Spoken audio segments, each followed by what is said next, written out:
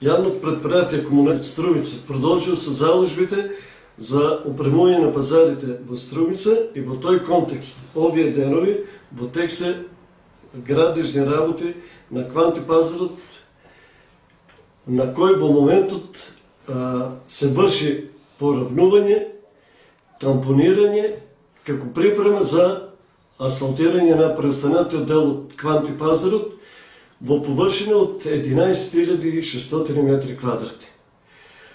Паралелно со овие работи, јавното предпријатие Комуналец врши работи на изведување на водоводна инсталација, како и работи на атмосферска и фекална канализација на иста површина.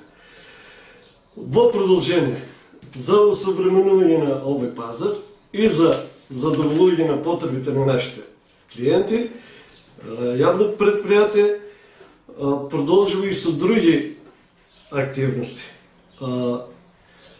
Предвидено да се изгради метална надстрешница во површина од 1100 метри квадратни, за која веќе е утврдена локацијата и за која материјалот е веќе на пазарот.